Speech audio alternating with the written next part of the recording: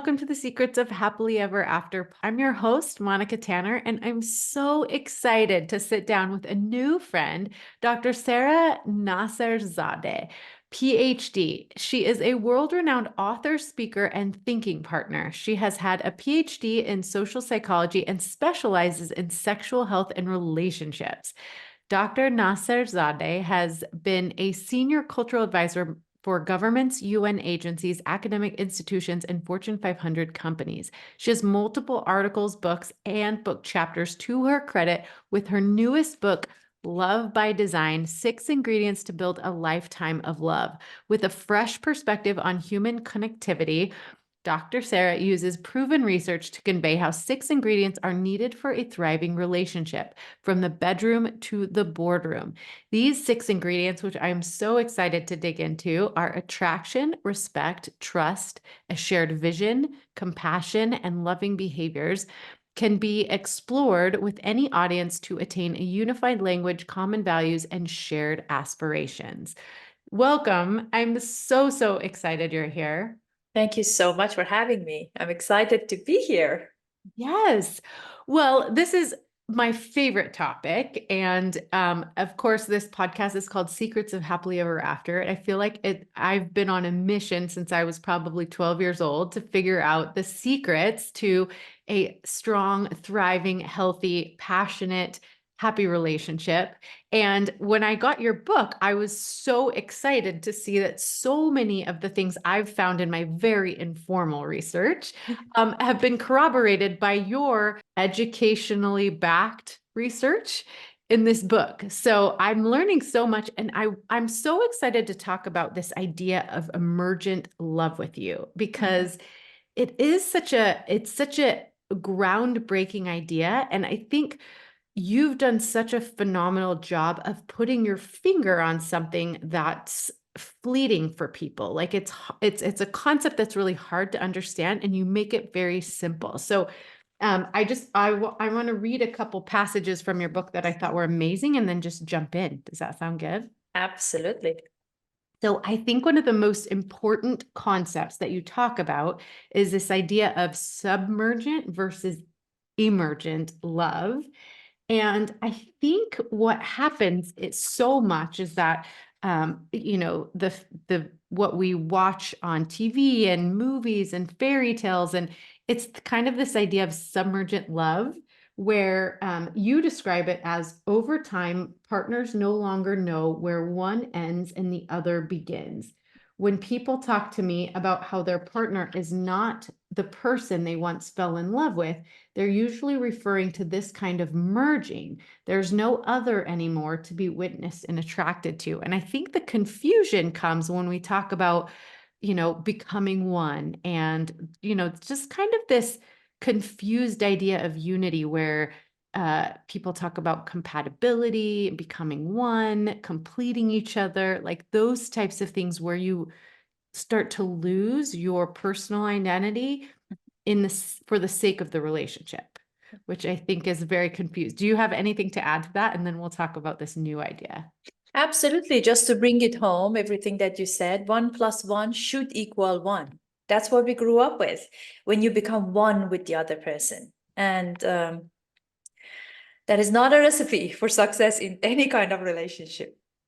I think you're right. And it gets really romanticized, but in the day-to-day interactions, it's actually very dangerous, I think. And so then you write about this new idea called an emergent love: 1 + 1 = 3. This model includes the idea that each person is unique, a separate individual with independent thoughts, feelings, desires, and needs. This is less an ideal than a reflection of reality. When we try to be inclusive of the other fully, we tend to lose the boundaries around our own selfhood, and in turn, we lose the diversity that brought us together in the first place. The partnership then becomes a separate entity unto itself, as a relational space that each participates in with intention. There is you, there is me, and there is we. And I love this idea.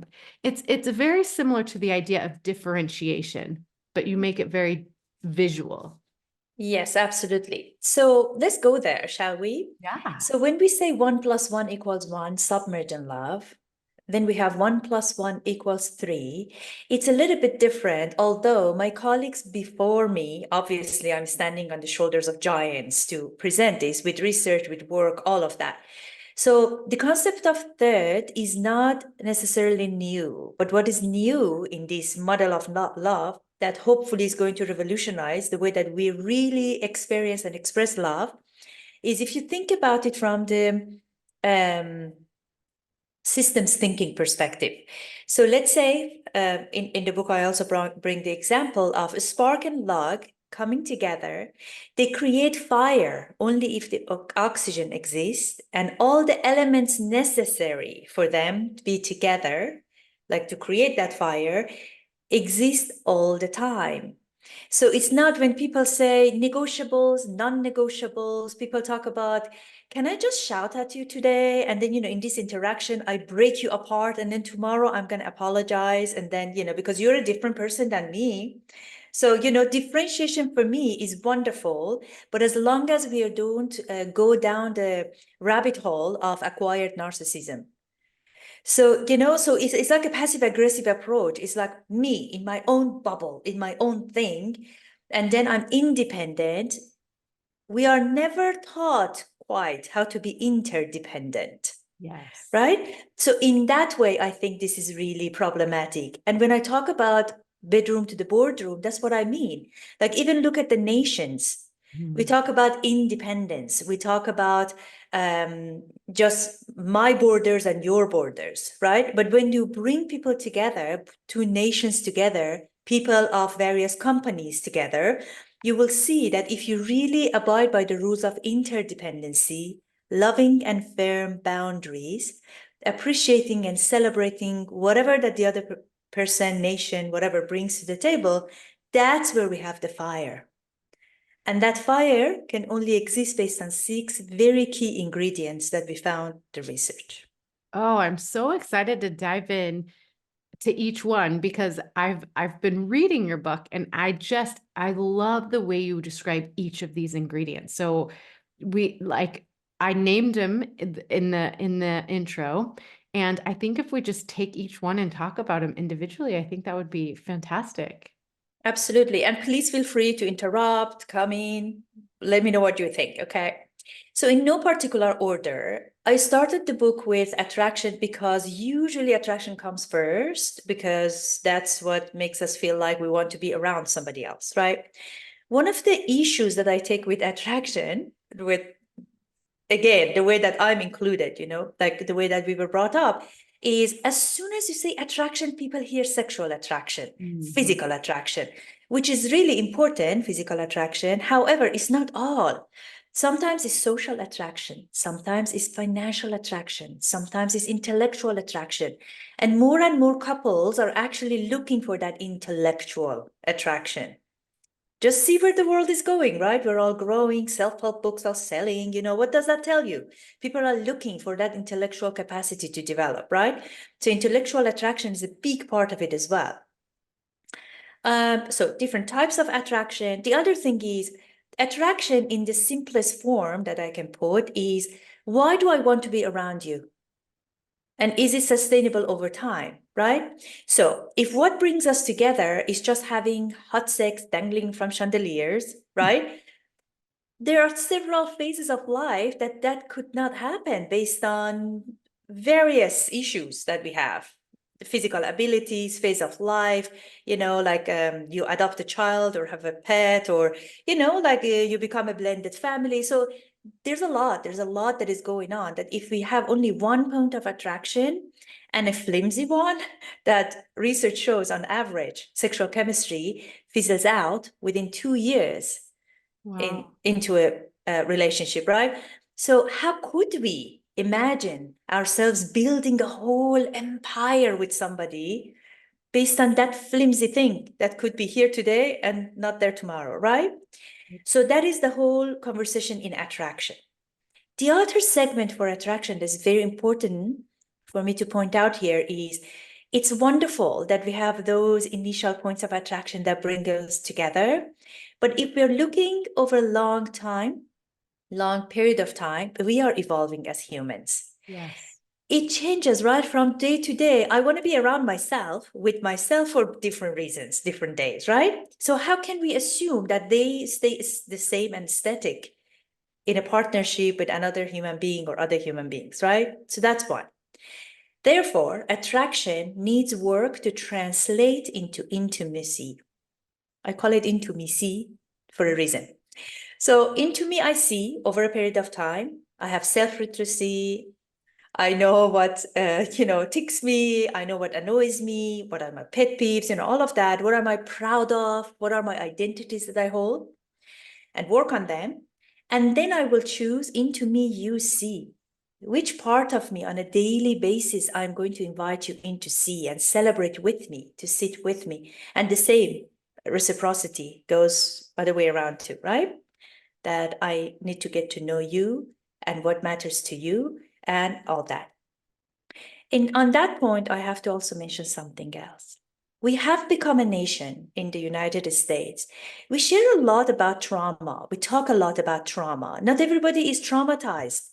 Not everybody has has the same understanding of trauma, right? Without minimizing the issues, adverse childhood experiences that somebody had, your partner doesn't really need to only hear about those. Because when I sit with couples, I see that they do the into me, I see. So what is happening with me? Where did it go wrong for me as a child? What are the scars that I'm holding? They share that with their partners, but they fail to share with their partners, what is it that you're proud of? What is it that you would like to be celebrated for? What are the roles in your life that you wake up every morning want to fulfill? Those are the ones. So as long as we have a balance, that intimacy works for us, right? So I'm going to stop there to see what comes up for you. Yeah. Well, one of the things I talk a lot about, and I get asked in interviews about this a lot, is how do you keep that spark alive? Like, how do you continue to be attracted over the years? And I think what happens in this loss of attraction is people start to get a sense of familiarity. They think because they circulate in the same area, they sleep in the same bed, they eat at the same table, that they know everything there is to know about their partner. And what's so cool about attraction and keeping attraction going is having curiosity for your partner's lived experience, not just their past, because you can go through that pretty quickly. If you're a good detective, you can learn about their childhood and different things like that. But like you said, we're constantly changing, we're constantly evolving, we're constantly learning new things. And even if you're spending 24 hours a day, 7 days a week with your partner, which most of us don't, they're experiencing the world in a very different way. And even just recently, I was explaining this to my husband because we were having a disagreement about something, and he was very certain that the way he saw it was the way that it was. And I was trying to explain to him that no matter what relationship you're talking about, there's always going to be two subjective realities. There's going to be how he experienced it and how I experienced it. And if we're constantly curious about the way our partner is experiencing things, then we're going to keep that attraction, that sense of mystery, that newness and novelty, and that excitement to learn about another human being and how they experience things. And so that to me is the key to keeping attraction going long term, is to always be curious about your partner's lived experiences. Sure. And you're actually describing some elements of intimacy. And into me, I see, into me, you see. Why do I see what I see? What do I see? What is my experience? How am I expressing it? How does it land on the other person? How do I receive theirs? So this is like an interaction that we have, almost dance every day, right? And two other things that you mentioned I wanted to bring up. One is over a period of time, a spark and attraction, there are two different things, right? So a spark is that sexual chemistry, Mhm. neurophysiologically speaking. Because when we are sexually attracted to another being, it means that we would like to, they arouse us in a certain way, right? And usually in a heterosexual couple, it's because they want to create cute little babies with good genes, because they are based on genetics, they're diverse enough, right? But physical attraction, for the most part, on the other side, is mainly socially constructed. There is a reason that we are attracted to a certain type of energy, certain type of look, certain type of nose, certain type of touch and, form of body, right? So these are the ones that I want to put the nuances in, because, this is how we get into the pitfalls, right? Because unfortunately, language is all we have sometimes to communicate. And there are lots of things that I use the same terminology, like, for example, trust, attraction. And people say, oh, we've been there, done that, read that, da, da, da, right? But then if you really look at it, have we really? So that's my hope, that we really pause and see how we can define them and redefine them based on all the science that we know, based on relational science, human connectivity, as well as neuroscience and neurophysiology, right? The other thing that you mentioned, like, for example, is when you say spark over time, a lot of terminology I hear from people, reignite and rekindle, and that is just scientifically impossible. Because, like, I don't know about you, when you did this experiment at school, if you did the volcano, did you do volcano experiment? I was in third grade, I think. So we did the baking soda and then it erupted. So cool. But it doesn't matter how much more baking soda or other elements you add to it, it's not going to erupt again. It's like a person tickling yourself. It doesn't make you laugh. You know what I mean? So that piece of it, I need for people to also understand that neurophysiologically is not possible what you're searching for, the spark.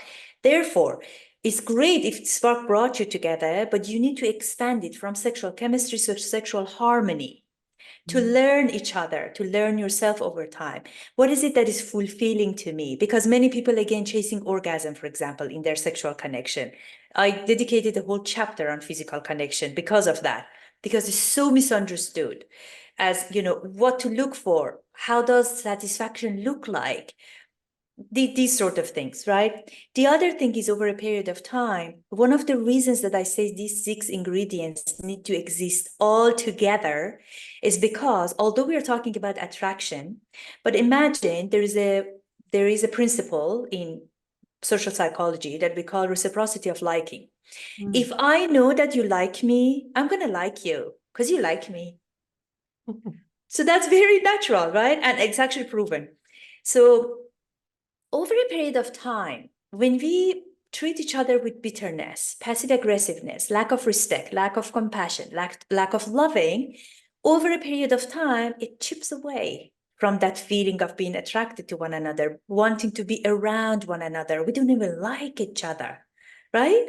So these are the pieces that I would like for people to really pay attention to and put some scaffold around it, so that reciprocity of liking. If I don't show you that I like you, then you're not going to like me back. And over a period of time, the crack becomes chasm. Yeah. Yeah. So that actually brings us to respect. I feel like a layer lower than attraction is respect. Absolutely. So with respect is, as a word, respect means see and to see again. What it means is that I keep looking at you, going back to the curiosity that you mentioned, right? Keep looking at you and try to figure you out, your priorities. And a big part of conversation around respect is boundary. Again, that's one of those trendy words that everybody uses it, but how do we define it? I want that for my couples, that tomorrow morning when I wake up, I want to put my effort somewhere. Where do I put it? That matters to me, right?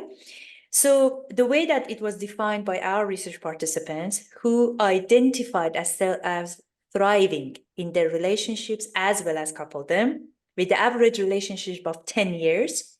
And these are all sexual and relational orientations, all genders, and, across ages as well. Boundary was defined as an invitation to send to people to show them how to treat you. It's not borders that many people go into their own cave and feel like, they shut everybody out, right? And boundaries are only good if you can respect them and be respected for lovingly and firmly. If you find yourself pushing somebody away or bringing your hand up, and really, some of my couples do that actually with a gesture of hand, as if, I was going to say arrête, like a hard stop.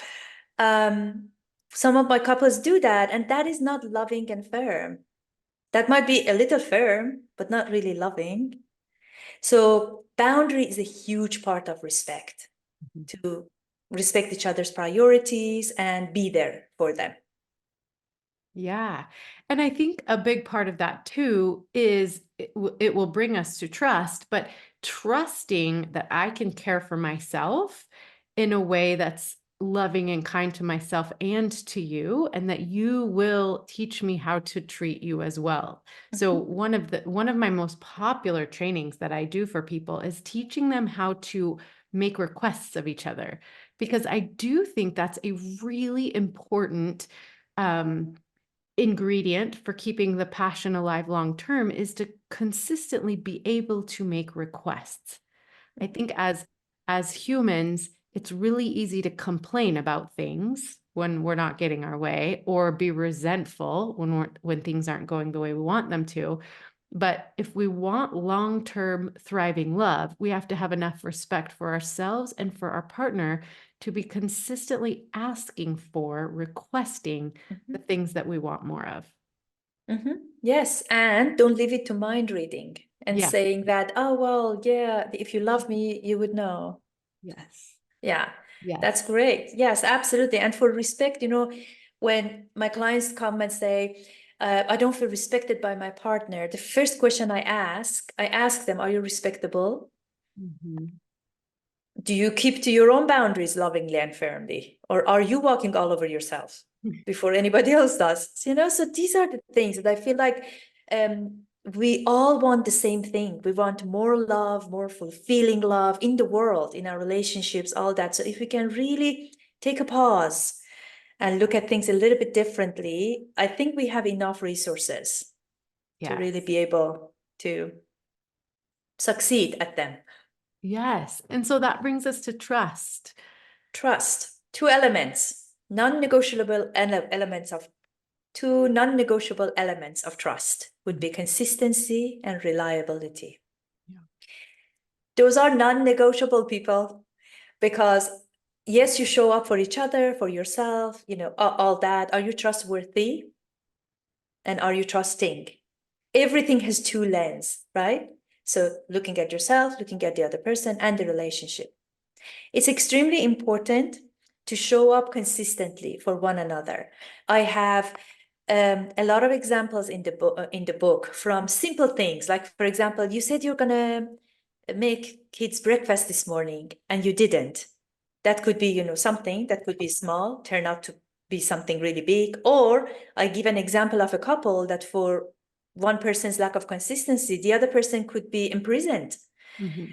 So the stakes could be different, but regardless, the jab that it has on the person in front of you and on the relationship is considerable. So consistency and reliability are big parts of trust. And it could be financial, emotional, social, relational, sexual, all the way. I do Again, like how you break that out in the book. Like, I didn't think about social trust, but yeah, like, can I trust you to talk highly of me in front of other people, or like those types of things? Can I trust you to help me fulfill the things that I need to, or look good in front of these people, or whatever, which are all very important aspects of a good relationship. mhm. Yeah, absolutely. And when you can't trust your partner, you just said something in the moment of vulnerability, or not even vulnerability, you're just chit-chatting as a couple. And then before you know it, tomorrow night at dinner table is shared. Mhm. Like, hey, Yeah. That was That shared. was not for public information. Yeah. Or posting on social media of every move. There's so many ways that we bridge each other's trust on daily basis, and we don't even think about it. Yes. So that actually brings us to the next one, which I have listed as compassion, because we are going to make mistakes for sure. We're human. We're not perfect. So how do we have more compassion for each other? Compassion basically means being there for the other person, while empathy is being there with the other person. And relating is what we do as humans if we are socially capable. Some people with certain conditions can't relate to other humans, but and that's that's their condition. But usually, let's say for example, you come and say, Sarah, I had too much lunch today. Oh, my tummy aches. I had too much lunch. And I say, oh, you know what? I remember the time that I had that. That becomes a situation that we're going back and forth that creates bond between us. However, in the coupledom, sometimes it happens that we are over relating to one another. So, for example, your sentence is not done, and I'm already leaving the situation thinking about me and 11 other situations that I was in with the tummy pain. And I left, already. So that's over relating, right? Or sometimes you feel like I'm dismissing you because it all becomes about me. Like my experiences, this is just a matter of conversation. It was about my belly pain. What happened? So that. The other one is empathy. Empathy is a big one, and it's controversial actually, because if you read the research, empathy and compassion and sympathy and patronization, there's so many words around it. They are defined differently depending on the person who was studying them. The way that I look at it is from a relational science perspective. So I just want to, be clear about that. When I talk about over empathization killing the relationship, here's an example. I come to you and say, Monica, I'm bleeding. I'm hurting, I'm bleeding for whatever reason. I call it bleeding, right? And then you say, instead of you show up with compassion, you show up for me. You might get so rattled by it, so upset by it for whatever reason. You either show up blaming me. Why did you do that? Could you not take care of yourself? We do that to our children, by the way, all the time. For parents out there, I'm included. So, that's why. The second common way that I see is you come and say that, are you bleeding? Let me tell you about my bleeding. I'm bleeding too. The third one is I'm bleeding for you, even heavier than you, right? So then if I'm bleeding, you're bleeding, who is getting the Band-Aid? What is happening? Right. And I see that every day with my couples. That's why I say compassion, people. Empathy has its place, empathizing with each other. So for example, erotic empathy is beautiful. When you are in a space, sharing that energy with each other and going back and forth, playing a tune, feeling with each other in the moment, that's beautiful. Sometimes, unfortunate situations, you're commiserating with each other. Empathy has a beautiful place, wonderful. But for daily living, compassion is the way to be. And that's also what our research showed. Being there for the other person rather than making it about yourself or feeling with them. So both of you are so destabilized that nobody can help nobody. You know what? Okay. This relates so well to a principle that I've been teaching for a little while. And just recently, like a couple of days ago, I experienced the difficulty in it, like for myself in my own relationship. So let me see Let's if I go. can make this make sense. So my husband and I were in a disagreement and we were walking along the beach. Well, my husband and I were on vacation. We were walking along the beach, and I could tell that he was a little bit upset about something. I could just feel his energy. Yeah. And so I said, okay, tell me what you're upset about. And he proceeded to tell me the story of how something happened last night and he was upset about it and he felt like it was my fault. And immediately, here's what I teach. I teach that and this is a Gottman principle, when your partner is in pain, the world stops and I listen, right? that repair is a one-way street. So if he was upset by something that happened last night, my job is just to listen. I don't have to fix it. I don't have to defend myself. None of that. It's difficult, but it's so important, right? So just for me to hear him out, to feel his experience, and then to help him through that, right? But what I wanted to do was defend myself. And so I was like, it wasn't all my fault. There's all of these other things, right? And now we're both engaged in this feud, kind of, right? I'm right. No, I'm right. No, I'm right. Mhm. And once I started to recognize that it was going nowhere, and in my mind, of course, because of what I do, I was like, where has this gone wrong? Because we are getting nowhere. And then I realized this is my fault because I asked him what was wrong. And then instead of just hearing his experience, I needed to explain my own.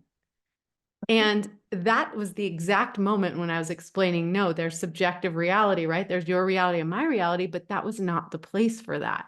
It was Mhm. just, I just needed to have compassion for his experience. And then at a later date, at a different time, I could say, now, listen, my experience with this is such and such, right? But I teach that to my couples, and I didn't realize until that very moment how difficult it really is to just have compassion, to just, I didn't need to fix it. I didn't need to change his reality. I just needed to be present with his reality and to hear him out. And Mhm. that, I think, is what compassion is, right? And you could even add compassionate curiosity, meaning tell me more about that. Like, I'm sorry that you're upset about that. Tell me more about it. And that's how we repair. Like, that's how we have compassion for each other, right? I think that's what you were describing. First of all, I want to pause for a second and acknowledge how genuine you are. Because, people think that because we work with relationships and with couples, we are perfect. We understand how difficult it is more than you think, right? Because we see it and we know how it should be, and what just came out of my mouth was absolute the other way direction. Right. So in those moments, humility, right? I just wanted to acknowledge that. So in that moment, if we can kind of break it apart so people can have something practical to take away, I call that call in and call out. So one thing is you called out. Do you want to tell me what you're upset about? And with an inviting voice, right? Like a calling out and then calling in. And I would add something else that I call framing. As your husband is starting to share, you're like, well, you check in with yourself, see whether you're becoming uncomfortable. You are like, have a lens on yourself and then keep yourself at check. That's important. The other thing is important to know how to show up for him. Maybe he just wanted to vent. Maybe he just wanted to say, hey, next time, can you please don't do that? Yep. Just get it off his chest. So just to check in, the framing is, how do you want me to be here for you right now? Mhm. Right? Yes. Yeah. And then, so I think those are the things that come up for me, the call out and call in and framing. How are we here? And also, sometimes when you see it's coming up, you just name it to tame it, as Yep. Peter Levine says, right? As you can just talk about it and say, hey, I feel like I'm becoming defensive a little bit. Can I take a minute? Mhm. And then you breathe, remind yourself before you say something that you can't really take back, or, you're pulled into the situation. Yeah. So I like to point out two scenarios where Mhm. it's very, very challenging to do this because I think it's so important to have this type of compassion for our partners. Like the Yes. reality is the incident that my husband was talking about, it was over. Like it was Mhm. done. There's no redo. Like he just needed to tell me about his experience, right? Mhm. And so, but it was challenging because his pain he was attributing to me. Yeah. And the other scenario where I think it's really different, where it's difficult to not kind of jump in, is when we feel their pain is irrational, right? So Mhm. like when his lived experiences have given him like a completely, to me, irrational idea of that, right? Mhm. And so those two scenarios, it becomes difficult to be compassionate, but compassion is what's called for. It's like he's going through the thing that he's going through, whatever that is. And my job isn't to fix it. It's not to change it. It's just to be present with him there, right? So that he can just explain his lived experience and be heard. That's all he needed, was to just be heard and understood. And so, yeah, when we went back and finally, we walked up the beach and back up the beach and, screwed it up a few times. But then after we had lunch together, and then we were able to go through the thing. And he said, "What are you most upset about right now?" And I said, "I'm not really upset at all. I just think that I should have given you full opportunity to express yourself, and I wanted to get defensive and I didn't mean to." And so, but it was so good for me to experience that, because I know how difficult it is when you're having your lived experience and you just need a little compassion from me and understanding. You just want me to hear it. And I was like trying to fix it or change it or make it go away or minimize it, right? And that's what caused the argument. It was me trying to fix or minimize or defend or all of those things that I'm always like, don't do that. And I totally did that. Yes. Yeah. Actually, on that note, one thing that maybe people remember is don't minimize, humanize. If you Oh, can really remember that, yes. right? Little things to remind us in those moments. But I'm glad that you guys came back together. So Yeah. that's great, with the compassion that you showed, and for him to be open to share. Yes. Yes. We have 22 years together. So we've made a Yes. lot of mistakes, but we can fix them pretty well now, because we're pretty versed in those kind of relational inner exchanges. Not perfect, of course, but we're getting much quicker at repair. Right. And nothing is perfect. I mean, if we are perfect, then we are submerged. We are Oh, codependent. And if there is no argument whatsoever, no disagreements, no tiff, no being upset and whatnot, then we haven't grown at all. We stopped seeing each other as the other person, and yeah, we became one, which is not a good thing. yes. Oh, I agree. Okay, so that brings us to shared vision. Shared vision. Okay, so shared vision is one of those things that we need to again break into different aspects. Where are you committed to go together? Mm. Geographically, spiritually, relationally, physiologically, familially, like socially, all of that. Where are you committed to go together? And within that, there are certain conversations that you will have with yourself as well. Are you compromising on your own vision to join the coupledem's vision? Are you sacrificing anything? Or are you negotiating? I'm okay with negotiation. Mhm. I'm okay for compromising in certain areas. I'm not okay with sacrificing unless you know what you're doing and both of you are aware as what is at stake, and keep an open communication about it. Because a lot of people who thought they sacrificed and they were okay with it, years later end up in my office. Mhm. And unfortunately, there's not much I can do, because the resentment, the grief that they were feeling around whatever that they left behind and sacrificed, some of them they can recreate in their lives and bring back to their lives in one way or the other, and some of them they can't really let go. And that's it for the relationship. So be careful with when you're doing the shared visions with each other, the exercises, be careful that you're not ending up sacrificing, especially areas that are parts of your identity. Yeah, It's important. important.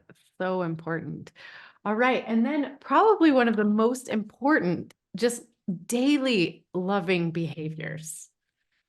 Yes, absolutely. So when I was writing the book, we had a good conversation with our editorial team about the whole book is about love. Why there's a whole chapter about love. Mm.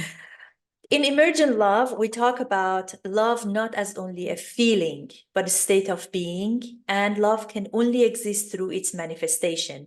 If there is a fire and you come and say, Sarah, look at the fire. If I can't really see it, touch it, feel it, where is it? Mm-hmm. Right? It's not a concept. The same with love, right? So loving behaviors have very specific qualities. When you make the other person feel special, so they're not replaceable easily, at least, right? So I do this for you, I touch you like this. These are the words that I use for you. And I'm not going to say darling to you and darling to the dog and darling to the neighbor. So this is important, right? Very important. Little nuanced messages that we exchange with each other. And then we also go back to that concept of curiosity. Curiosity has its place. However, if I may, in a loving relationship, we have to abide by informed interest, genuine interest, more than curiosity, because curiosity has a hint of ignorance. I don't know what I don't know. But with loving behavior, when you are with a special someone, you know certain things about them. You know if they're lactose intolerant. You know if they're allergic to something. You know what kind of flower they like, right? So over a period of time, you paid attention to what matters to them. And that's one of the reasons that we get attracted to another person in romantic partnerships, because they remembered that I like yellow. They remembered that I like that flower, right? And over a period of time, if we stop doing those specific acts, then that quality goes down. The other thing is giving benefit of the doubt. We don't give everybody benefit of the doubt, but our partners a lot, right? The other thing is if I'm going out of my way for you, that's an act of loving as well. So it's not like I got the flowers because somebody came to the window of the car and sold it to me. But I went out of my way to get you that thing. Or for example, that little thing that I saw in the street reminded me of you. Or I went out of my way to get this for you, or do this for you, or make this happen for you. These are all acts of loving.